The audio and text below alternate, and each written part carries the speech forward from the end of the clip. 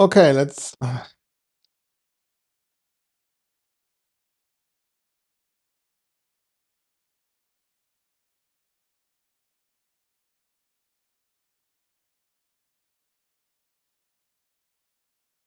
Nee, ich möchte, dass du. Okay, SEAK Claus Winkler here. I'm doing another, yeah, video about myself, about my art. I'm having a teleprompter app. It's the first time. And I just copy pasted a fun fact list I had from my blog, which became deleted because I had the wrong political societal opinion. Yeah, and my webmaster was hosting me also became cold feet. Also, but also he had shared the same opinion like me. Yeah, and even gave me some new hints. Yeah, anyways, so this is the first time with a teleprompter, but it's still freestyle. It's just this point. So consider that maybe if I come appear a little bit stifled, it's because this was just for written. Anyway, so here are some legal, okay to mention fun facts about the German artist SEAK Claus Winkler. Like I said, this is like from, I don't know, 4 or 5 years ago. That was before I was reawakened to certain historic, or no historic, but also like contemporary facts which happening right now. So it's kind of like blue pill, sheeple before, because nowadays, these days, I'm speaking very different with lots of slurs, and I have totally different topics in my mind because everything here is changing very fast. And yeah, but I'm not talking about this here on YouTube. So I'm doing this in real life, and I painted my house. I'm filming here right now with the very same topics. So much that ChatGPT didn't want to translate what is standing on the house, what I've written on the house many times. Yeah, completely cock blocked me, or how do you want to call it? And was completely stubborn on it, and even trying to then make me self-destruct myself. So yeah, so much to ChatGPT. Anyways, so here are some legal fun, okay facts to mention. Let's start with the first one. This thing is going off here. Okay, in the 90s, I did painted live a canvas within the German afternoon TV show Hans Meiser while being interviewed. Yes, that was at, I think it was RTL. They have like television studios here where they also did German Big Brother and all this stuff. Yeah, and Hans Meiser was back then like the big daytime Oprah Winfield for white people, kind of. Yeah, and he interviewed me, and I think I was super witty with something because it was like kind of like scandalous how I was like, oh, what I just said, la di da di da. So I wasn't like unbetter sized witty without knowing why. And the daytime television shows back then, they're completely underrated because a few months or a year or two ago, I found that there's another daytime television show, yeah, which did something super witty against narrative we have here in lots of Western countries, but I can't mention it because then I would go straight to jail. So, anyways, yeah. Um, there's a illegal taken photo by a dominatrix doing a private play session. Me hanging within a bondage with this thing is moving here. There's an illegal um, taken photo by a dominatrix during a private play session without my consent of me hanging with a bondage from apartment ceiling, just wearing a saloon madam styles ceiling, just wearing a saloon madam styles corset, looking surprised. Yeah, which is good that this happened, and that I mention it here because then it can't be used against me. And if the liberal anti-indigenous police comes, or the neo-Bolshevik EU government leftist, I can tell them, look, I'm one of you guys, don't shoot. So and this, with this perspective, which I just made a joke about, I see the world since puberty, because I reckoned we are in a, say, here in Germany, in some kind of like gulag camp, where they are fighting against the people living here and are here for like thousands of years. So I'm always considered like you also have to have rapport stories or real life or lived or happened rapport stories to then counter-fight leftist, anti-white, la-di-da. I don't even want to call them the system. This is like, I don't know, it's like a self thing. It's also in a way like manipulative, like, oh, you attack me on that side, okay, let's see how I have like different levels, like modern Bailey strategy, or like different levels of defense aside being protected by Odin. But yeah, we don't want to talk about that. We want to keep it here. Yeah. This here's the system. Okay, teleprompter thing is moving here. Okay, Hans Meiser, dominatrix hanging from a ceiling. Maybe I should counter that story with something which goes in the total different direction. Or maybe I keep it suspense. Anyway, so there's an illegal photo. Say illegal. No, the first movie I saw in cinema. The first movie I saw in cinema was with. This thing is not moving fast enough. It's the stupid teleprompter thing here. I wanna. It looks. This is like. By the way, this is like how all these other YouTube people are doing all this talking. They all have a teleprompter thing. Welcome to reality. Okay. Okay. The first movie saw in cinema was with my parents, the movie Quatermain's Treasure with Richard Chamberlain, which turned out to be gay anyways. So, and one of the cinemas, and I was always cheering for the Germans and looking for Iron Crosses and the German uniforms in that movie. Very important. And at the Ring Cinema, a famous downtown Cologne street. Yeah, that was one of my. That was a big thing going with them to a cinema. Because they didn't want them to go to cinema. It was completely like. The first vinyl single I had became from my parents were "Life is Life" from Opus. Like "Life is Life," na na na na na. It's a great song still. When I was a child, teen, I had a small pullover from Motorhead, from Lemmy Kilmister's band. I was told my uncle signed Motorhead, and he was like a higher up manager at the recording company of I don't know the name, famous.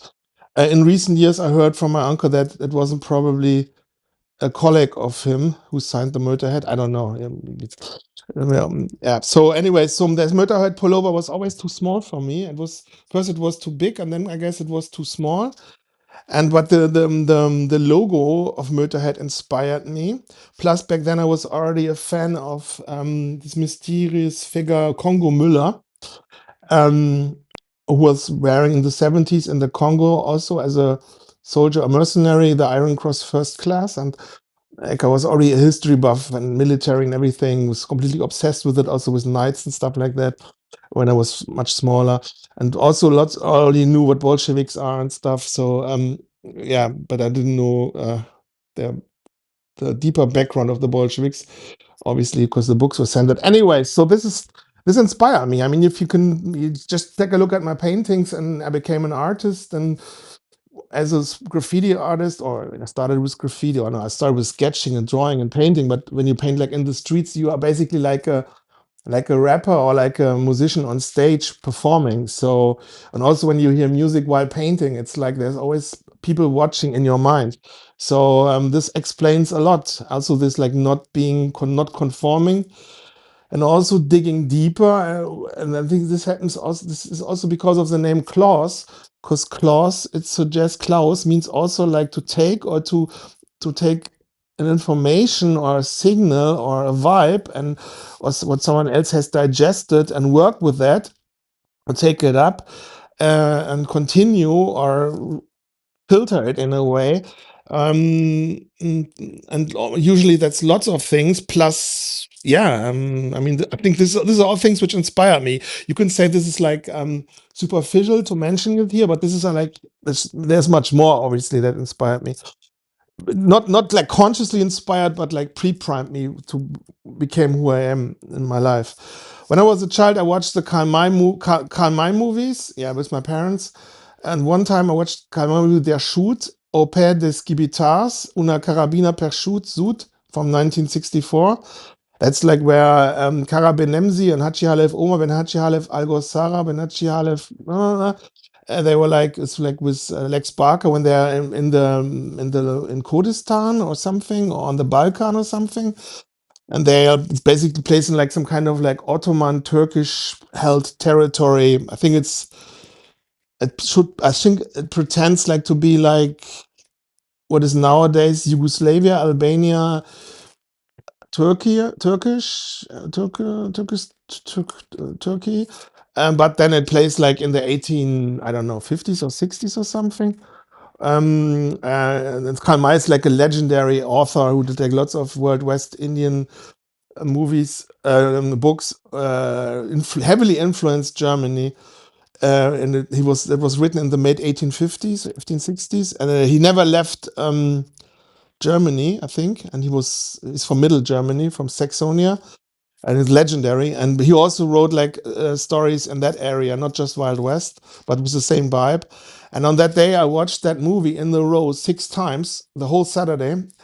And also, I was very young, and I was too shy to also use another function, so I would put repeat on the VCR video recorder because my mother had forgotten that I was watching because they had like visitors coming or something. It was on a Saturday. And then I watched, because back then it was like considered bad for the development to watch too much television or video. Um, who could know that television was such a lying apparatus? There's lots of fun terms for television these days, which describes who controls television, but we can't say that here, of course, because yeah.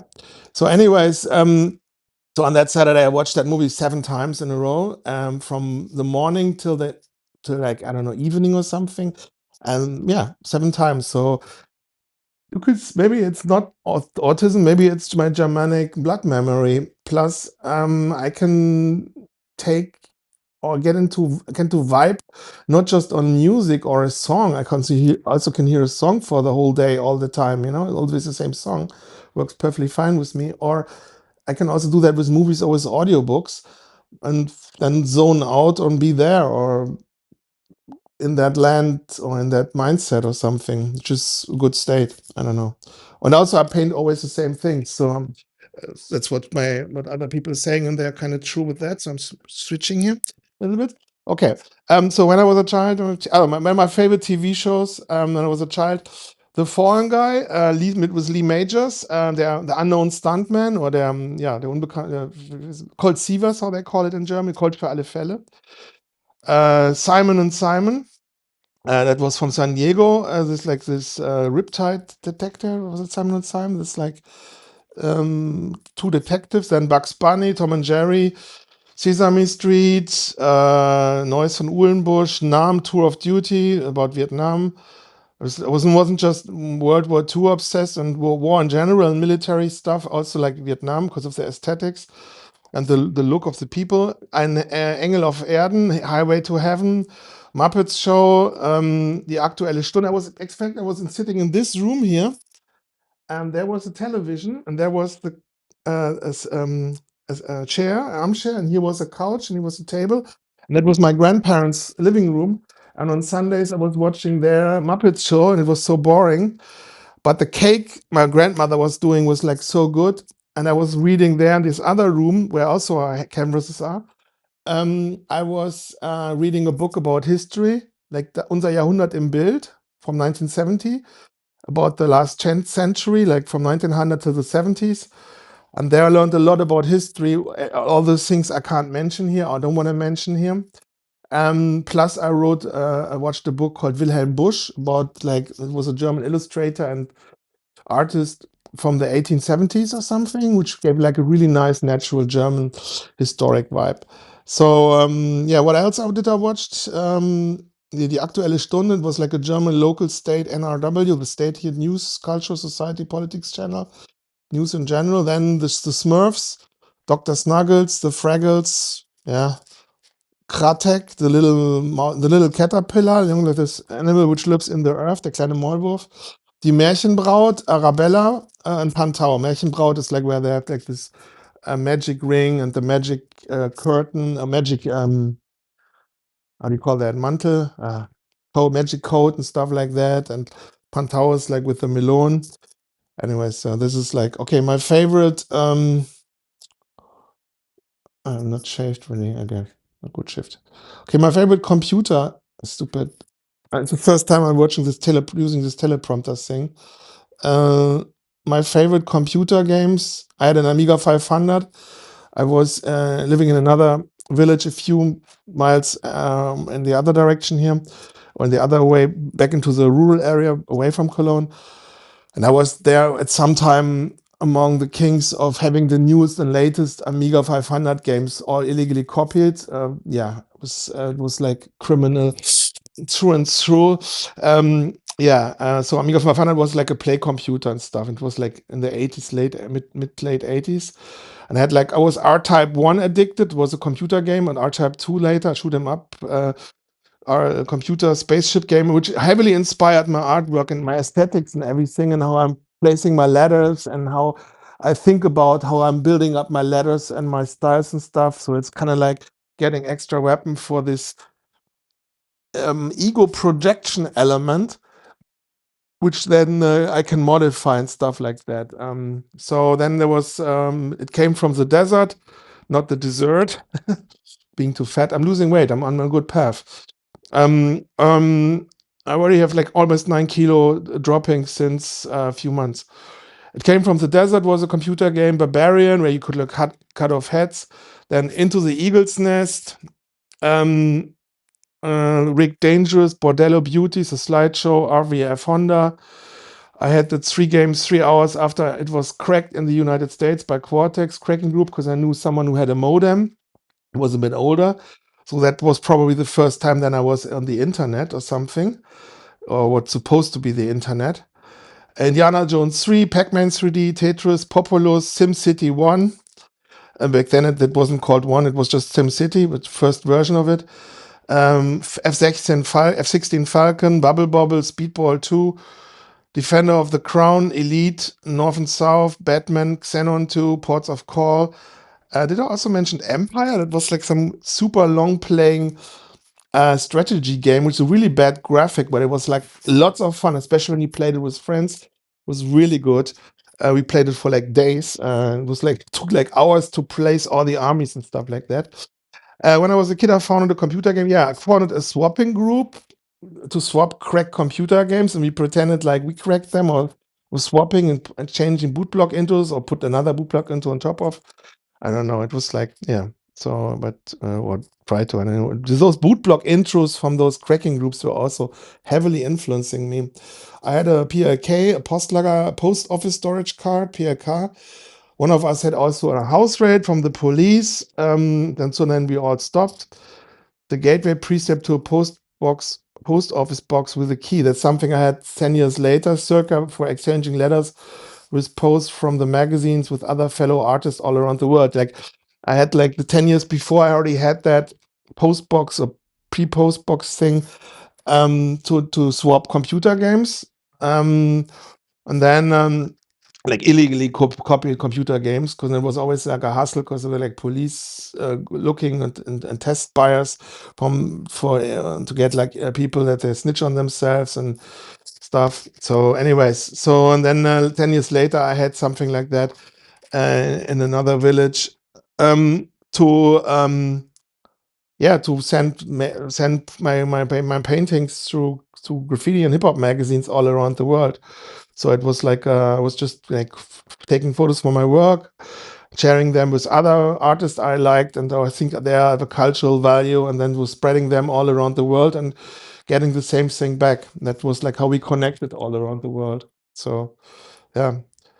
My favorite, and I think the most famous magazine I was in, I know of, there's probably much more, was the Source magazine.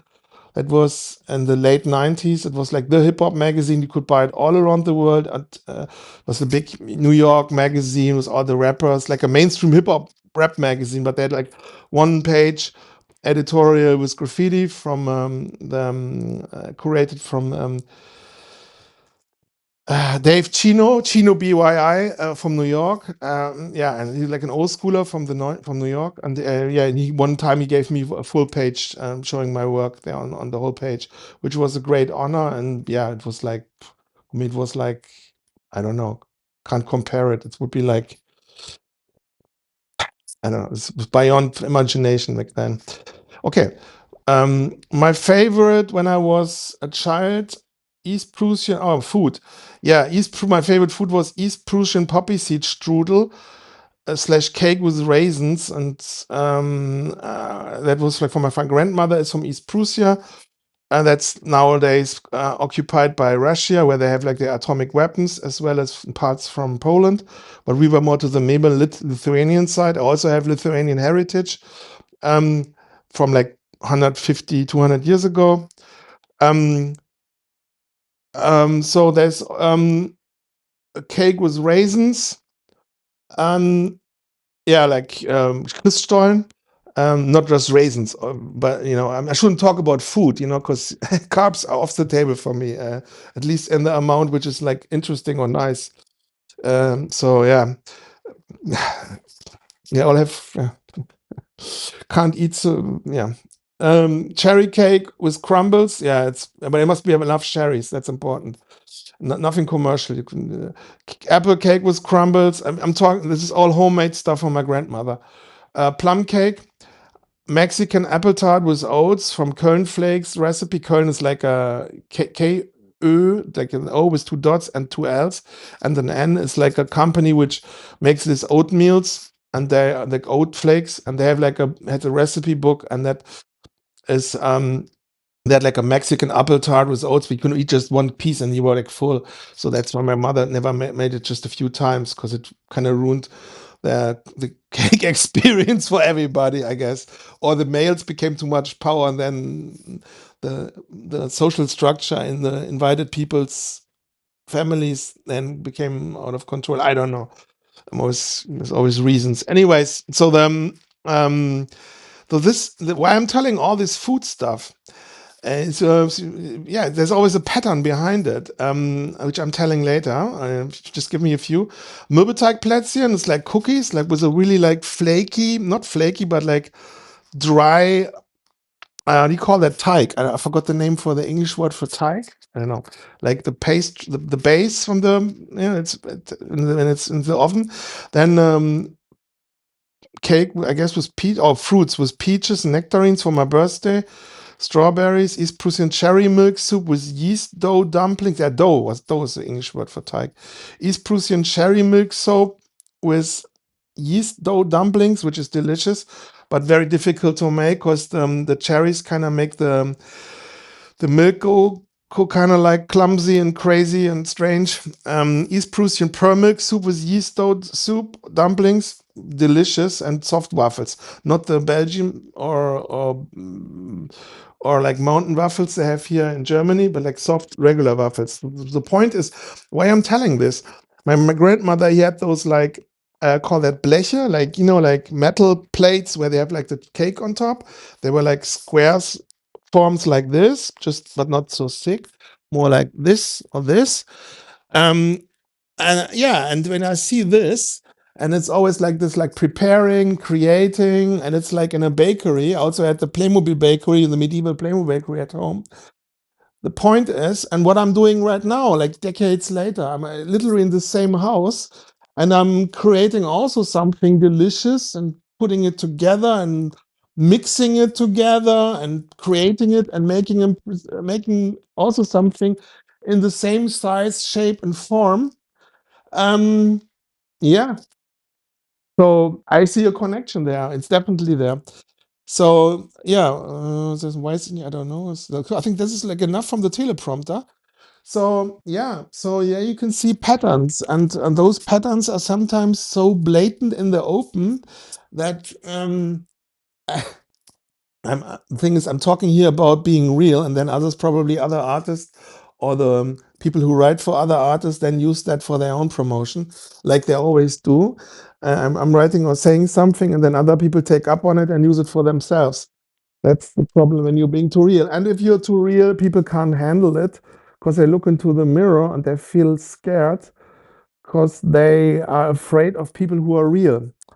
Um, and then they freak out or flip out, or they're trying to limit you and using state registered topics to trap you into a corner where when you talk about it, then they can prosecute you and stuff like that. Just to have the upper hand, It's called, I think it's also called Gessler heads in a way. Like when you have like a ritual, I don't know. So anyway, so there's always patterns behind it. And as a kid, I was already when I was a child, I could also differentiate between the baking or cooking qualities from my mom to my grandmother, which was like on a totally different level.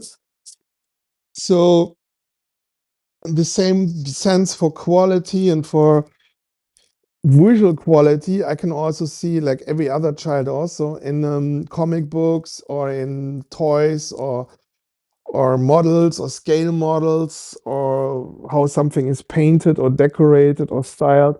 And obviously, this then reflects in painting it yourself, because if you do window shopping and all that, and maybe buying things isn't at some point not interesting anymore, you're creating it yourself. Like, for example, I think I started painting also because to indulge into those kind of worlds I had when I was playing computer or watching movies, um, and science fiction movies and stuff like that. But I couldn't connect deeper with it.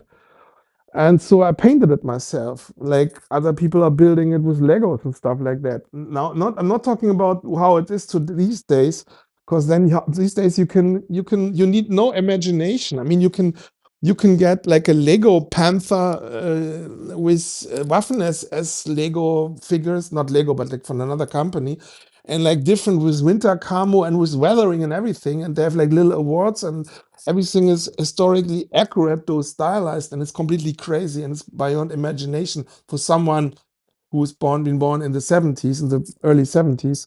So yeah, which kind of like these days is the imagination is killed. And when you have, maybe you need imagination, you start painting and then you create the gap or the visual gap to that you think it looks really cool in your head.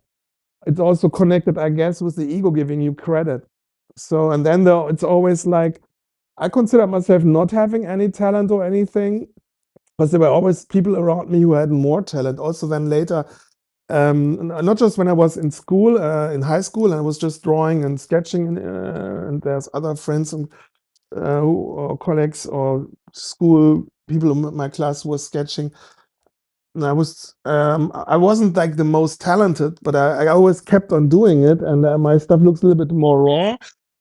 But my observation also later with spray painting was that other people were copying me, which had much more talent than me. Obviously, also more illustrative. I think they also made their way, but oftentimes people with a lot of talent, they don't keep on keeping on, because it's because they get enough respect and everything, and then they move on. And I kept on doing it. And this, for example, these paintings are not finished. They look finished. That's why they maybe not look so impressive or anything. Anyone who has the same artistic background like me knows also other works from me, knows that I can take this to a much higher, crazier, more precise or more painterly better or higher level. Um, yeah, but which is the other thing. I also must use what I'm showing here only to promote myself or to share my process, because this painting, for example, is painted from two sides.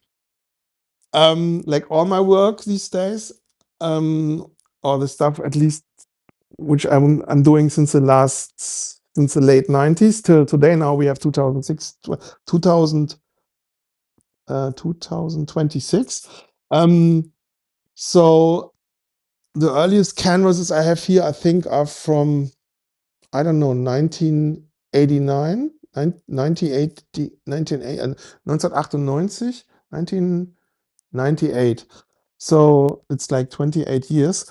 Um, so the thing is that I'm painting. It happened in, I think, in 2013 around, that I started painting in a rotation system. I'm calling it a rotation these days. It means I'm doing one work step on all paintings, let's say in one summer. Let's say for some reason, let's say I decide, okay, I paint this summer with spray cans.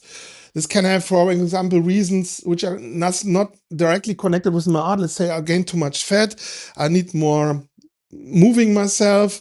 I was sitting too much the last months. Okay.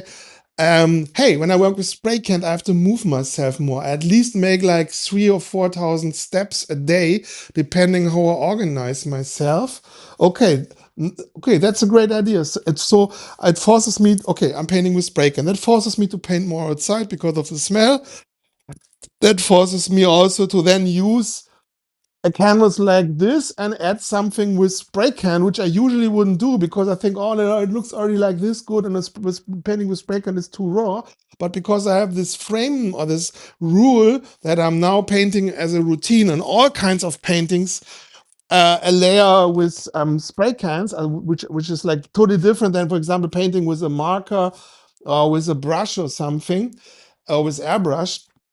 That forces me to then, say, okay, doesn't matter. I've told myself now I'm going through most or all or a large amount of my paintings and integrating everywhere with my work routine something with spray cans. Then I must find a way to paint it also inside here.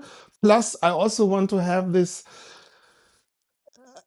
that in the painting itself are a lot of different levels of how I paint. Like should be a variation, a range. For example, you have like this um, spray painted SEAK elements in maybe in a state like this. Then I want to have stuff which is more brushwork orientated. Then I want to have elements which are more with airbrush, then more with sketches, then more with little markers, then something more old school, then something with pencil, then something more just abstract, then like all kinds of aesthetics, or with brush and more raw. So the point is, I want to collect as much different aesthetics, flavors, flares, moods, how do you want to call it, in the same painting. That's an agenda I'm having with myself. Also, maybe it's because when I was in childhood, I enjoyed play boxes where I have like Playmo, Lego from all kinds of different years, decades, companies for different age groups, different toys, stuff I collected over the years where I was playing with and where I connected with. And I wanted to create the same vibe maybe in the paintings because I don't have a clue about composition or anything, not consciously. So I said, I achieve a great painting in a different way, which is also good because then my subconscious is doing is letting free in my blind spots or my blind points. I'm not seeing or I'm conscious of, which creates then an interesting intellectual or intelligent matrix, or at least it creates thoughts like that. Yeah, so that means when I do painting this rotation style, I'm doing one thing, then let's say like just this with like 3 colors or with 4 colors, doesn't matter. Have like with this painting, then with that painting, and then I'm with this painting and that painting, and then I'm going through all the card box paintings, everything from both sides. And then it takes maybe one summer or like a half summer, and then can be something happening. I mean, oh, I get a request for a wall painting, or I must do this, or I must do a promo, I must acquire possible art clients or something, and then I'm switching this, or I'm getting a new idea, new pattern, because I'm playing safe all the time, and now I'm trying something new and new inspiration, and it can develop in a totally different direction. So this means that I'm kind of holding back this self-rewarding thing that I'm painting like a really burner, which I really like. Let's say like I used to do like 15 years ago. I'm going to a wall or to a canvas and I'm painting something in one day or a few hours. And then take it to the edge, and it's like, wow. And then I'm flowing and glowing on this for like a week or two or longer because I'm so happy. This dopamine rush, I'm kind of denying myself this, holding this back. And because I'm painting on all paintings, which takes then much longer to them to grow to like a level where I say, wow. And I've been doing this since circa 2010-ish. No, maybe 2011, 12. So nowadays I'm coming to a level where I realize, or not realize, but I'm afraid that I'm now coming into a phase where I have to work a lot with really small scale model brushes to take it to the next level.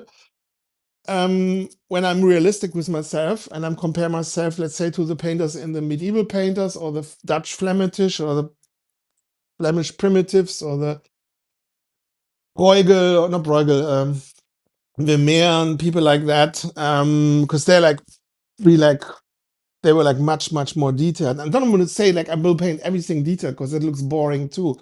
But I will also have those levels in a painting, and that challenges me to, that makes, and because I can paint with such small brushes that I realize my paintings will take ages. I will probably won't have enough lifetime to just finish the paintings I'm having here. Plus, I want to also start new stuff. Yeah.